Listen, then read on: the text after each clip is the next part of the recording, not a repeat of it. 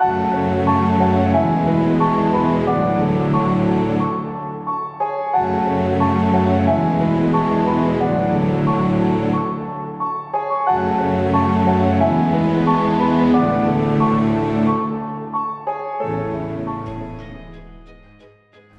we'll get into a no damage run of Shark. I'm going to have a couple of different playthroughs for you, and we'll talk a little bit about relics, weapons, and your team setup.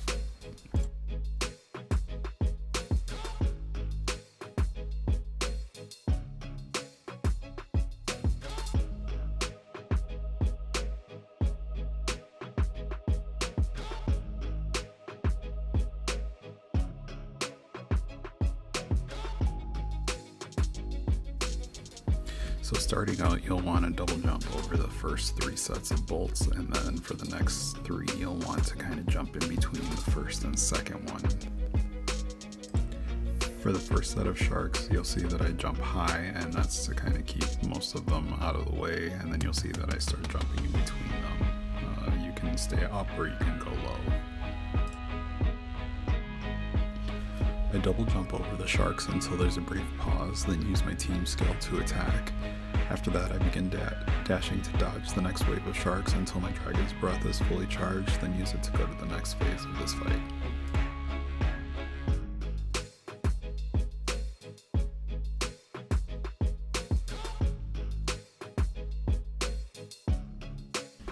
From here, we just use our ninjutsu to finish up the fight.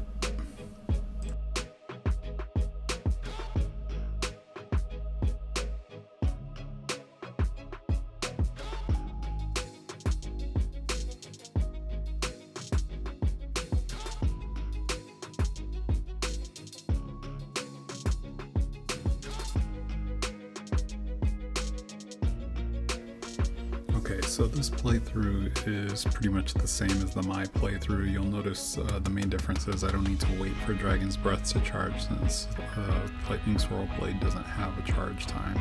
So I go ahead and use it right away and just wait for it to fire off. From there, there's a little bit of dodging that I need to do with the ninjutsu.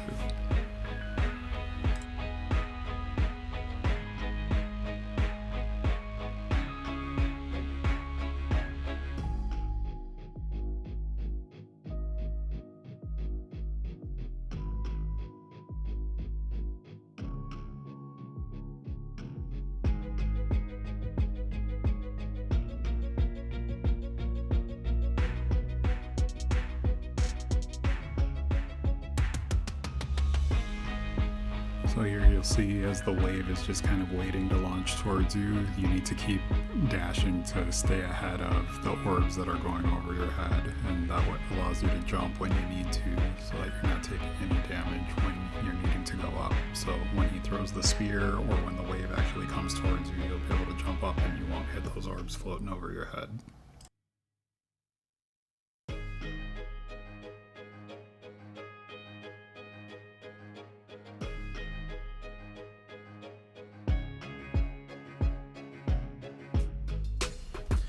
So here you'll pretty much run it the same, except since there's no team skill attack, you'll need to use your weapon twice.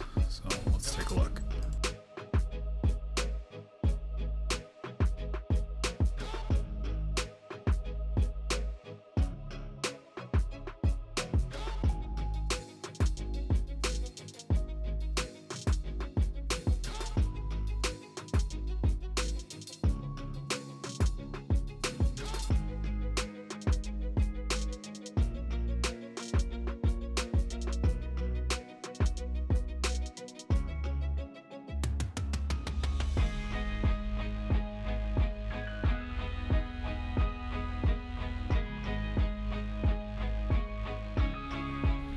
Here he has sharks coming at you from both sides, so I use jump and float to help kind of move them in the up direction. Towards the end of these, as I'm dodging them, he's going to come back and start slashing it. I float to use my lightning burst sword to get the next wave of sharks cleared out, and I use that to build my ninjutsu gauge, and then I come down to do damage to transition into phase 2. From here we just finish it up like we did on the last run with BTR.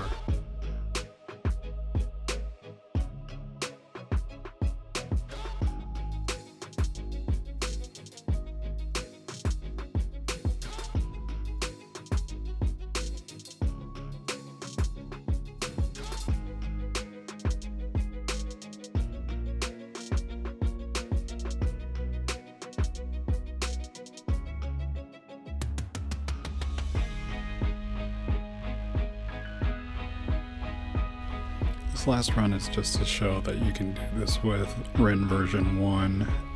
Same idea as what I did with BTR, not very hard.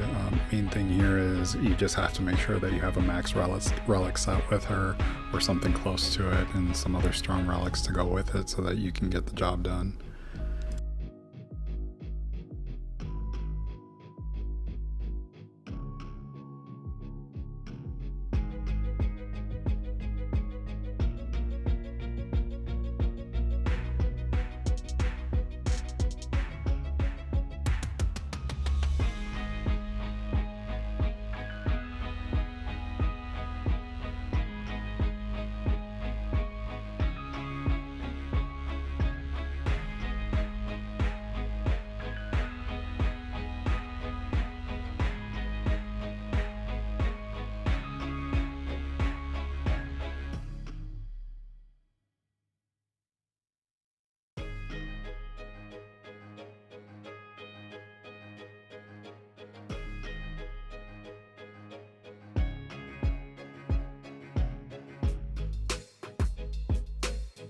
Here you can see Rin's ninjutsu doesn't quite take him out as fast as it did on the other runs that I shared, so there's a little bit of dodging you'll need to do.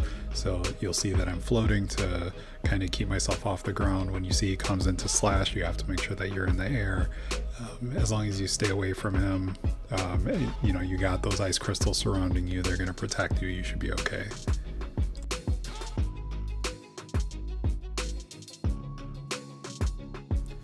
Alright, so just going through a couple of different setups that I have here. This first one here, you see I use the blue ninja that helps with some additional damage when I'm attacking humans, which Shark counts as a human enemy. Breaking Thunder Riki, you get additional damage per attack, so when you're using Dragon's Breath or Lightning Burst Sword, each one of the little attacks that happens when you trigger the weapon, those rack up really quickly, so you get up to 160 damage added by the time the attack's over, so that's why I have him in there. And then Yoru gives an additional plus 100 damage when her health is, or when your health is over 50%. So in this case, you're gonna do a no damage run, so Yoru is gonna be good to use.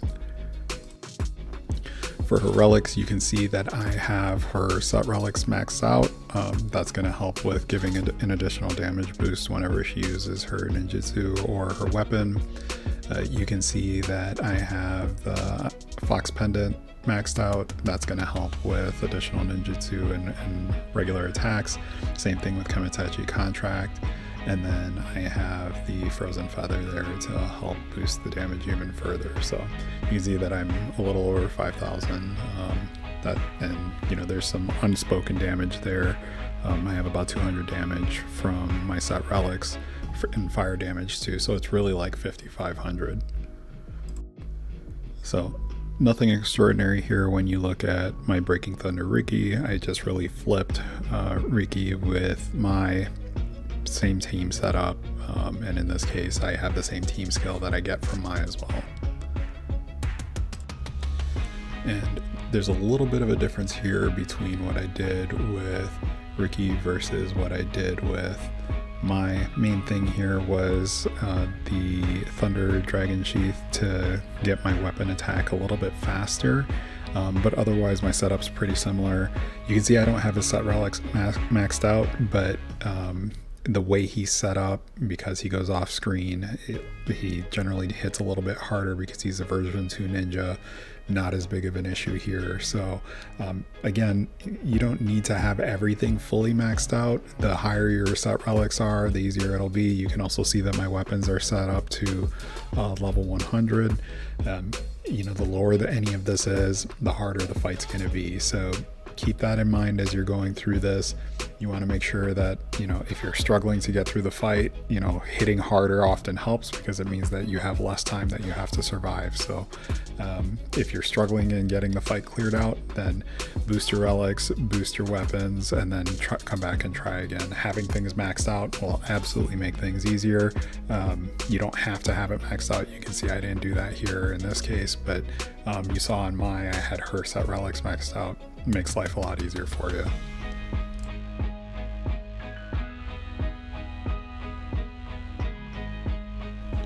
So something I want to talk about real quick is that Chapter 8 and all the chapters after that are hard. I think a lot of people spend time looking at this content and they're like, hey, just get me a no damage video and let me see what's going on and I'll be able to do it. There's a lot that goes into it. You got to practice the boss patterns. You got to make sure that your relics are set up properly. And you need to make sure that you've got some patience with this, right? So try it a few times. If you start getting frustrated, walk away, come back later when you've cooled off a bit, try it again. You might be able to get it right away. It might take you several hours. It might even take you several days. You're not always going to get it on your first shot. I'd strongly recommend anyone who's trying to tackle Chapter 8 and beyond really takes a look at trying to do a no damage clear of normal Chapter 7, doing that highest hero fight with no damage, or at least 3 stars. But really doing the no damage run there will set you up for kind of what you need for an expectation to clear the stages after. I'm not saying to go ahead and do that on Elite. If you can do that on Elite, that's great, but I don't think that's necessarily required to get Chapter 8 knocked out and the chapters that come after that. So just keep that in mind. It shoots up in difficulty once you get past Chapter 7, and you got to be ready for that, especially if you're trying to do no damage clears.